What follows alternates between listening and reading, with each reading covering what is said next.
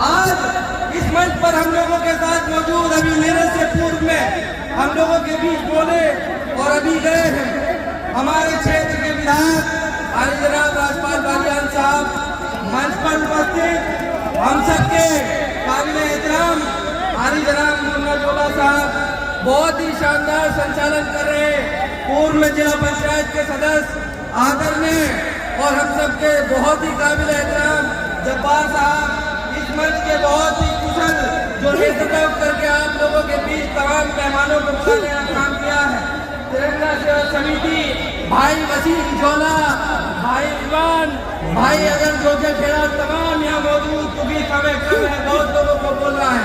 मैं दिल की गहराई में सबको इनसे कह दो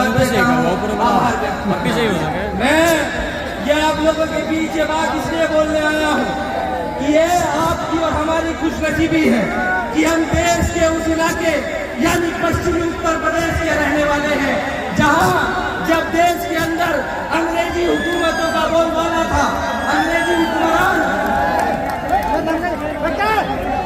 इतना शांति से उस इलाके पश्चिमी उत्तर प्रदेश के रहने वाले हैं जहां जब देश के अंदर अंग्रेजी हुकूमतों का बोलबाला था, अंग्रेजी हुक्मरान जुल्म के जोर पर हिंदुस्तानियों पर राज किया करते थे, तो जब देश में रहने वाले लोगों पर जुल्म की इंतहा हो गई तो अमीर गरीब अगले पिछड़े ऊंचे नीचे दलित किसान नौजवान माताएं बहने सभी वर्ग सभी समाज के लोगों ने ये फैसला किया कि इस देश से गोरों को भगाना है और देश से गोरों को भगाने की क्रांति का आगाज इसी पश्चिमी उत्तर प्रदेश के इलाके मेरठ की सरजमी पर हुआ।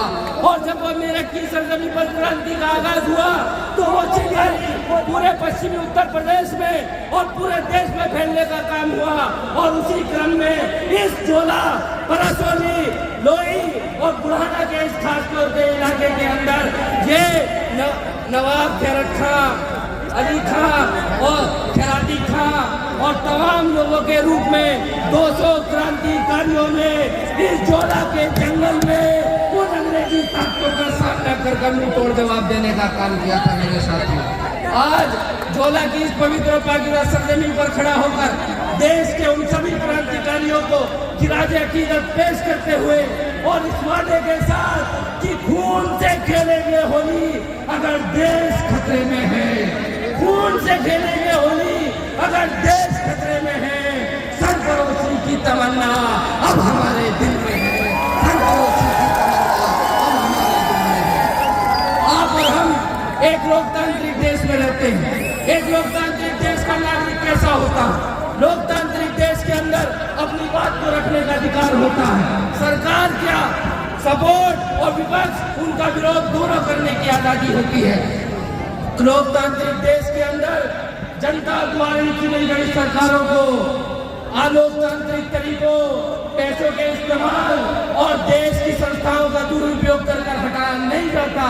लेकिन ये आपकी और हमारी बदकिस्मती है कि पिछले कुछ समय से देश के अंदर कुछ ऐसी सांप्रदायिक ताकतें काबिज हैं जहां देश के संविधान बाबा साहब डॉक्टर भीमराव अम्बेडकर साहब की वो किताब जो देश के अंदर ऊंचे नीचे अगले पिछड़े हर वर्ग में समानता लाने की बात करती है, उस पवित्र संविधान को तार तार करने का काम किया जाता है। लेकिन आज इस मंच के माध्यम से आप लोगों के बीच बात कहना चाहता हूँ कि थोड़ी सी बात हवाओं को बताए रखना, थोड़ी सी बात हवाओं को बताए रखना, रोशनी होगी चिरागों को जलाए रखना, और जिसे अपने खून से जिसकी रखवाली की है तुमने उस संविधान और तिरंगे को अपने दिल में बसाए रखना। मेरे साथ मैं कहना चाहता हूँ ये पश्चिमी उत्तर प्रदेश का इलाका जो देश के अंदर हिंदू मुस्लिम एकता की प्रतीक है, इस बात को कहकर अपनी बात आपके बीच खत्म करना चाहता हूँ। आगे तक पीछे तक ऊपर तक जहाँ तक मेरी आवाज जा रही है, अगर मेरे बात के साथ खड़ा होना चाहते हो तो दोनों हाथ उठाकर अपने भाईचारे की ताकत को मजबूती देने का काम करना। मेरे साथियों और खास करके नौजवान साथियों से कहकर जाना चाहता हूँ कि हम वतन के नौजवान हैं, हम वतन के नौजवान हैं। हमसे जो टकराएगा हमारी ठोकरों से खाता एक धोखा खा चुके, अब और खा सकते नहीं। अपने भाईचारे को हम हरगिज मिटा सकते नहीं। इस बात के साथ अपनी बात को खत्म करता हूँ, क्योंकि मरहूम वाली जनाब गुलाम मोहम्मद जोला साहब हम लोगों के बीच मौजूद नहीं है।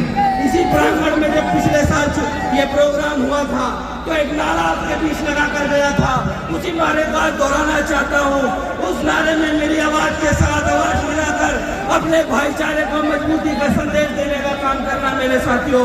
मैं कहूँगा अल्लाह अकबर, आप लोगों को कहना होगा हर हर महादेव। मैं कहूँगा हर हर महादेव, आप लोगों को कहना होगा अल्लाह अकबर। तो तैयार हो आवाज में आवाज मिलाने के लिए जोला वालों?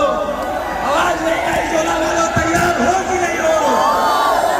अल्लाह अकबर, अल्लाह अकबर, हर हर महादेव।